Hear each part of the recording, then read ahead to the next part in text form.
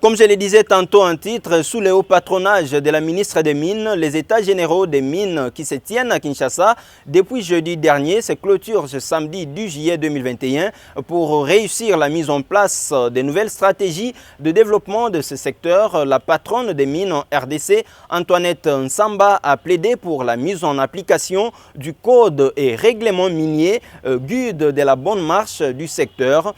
En vue de renchérir ces vœux de l'autorité des tutelles, le scientifique et expert dans le domaine, le professeur John Ekina Bongongo, PhD, consultant à Joint Venture, préconise l'application du nouveau code minier qui profite à toutes les parties prenantes, surtout à la population congolaise qui n'avait pas trouvé son compte dans l'ancien code minier. Dimi Mouyala pour des reportages.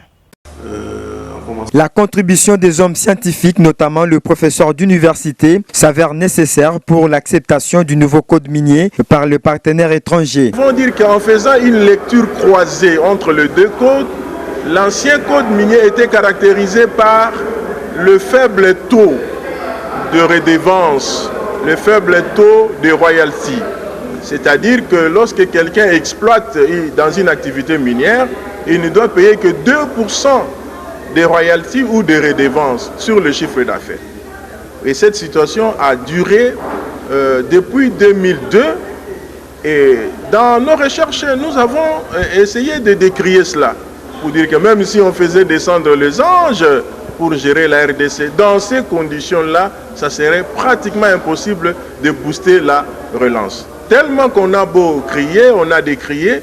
Bon, j'ai parié que les autorités avaient entendu notre cri d'alarme et vers la fin de 2018, on a maintenant un nouveau code minier. Et le nouveau code minier se caractérise par l'augmentation de ces différents taux de paiement, notamment au niveau des royalties, et même du côté de répartition de parts, et même au niveau des dividendes. Donc on a essayé seulement de revoir certains taux de paiement à la hausse pour faire asseoir un partenariat véritablement gagnant-gagnant.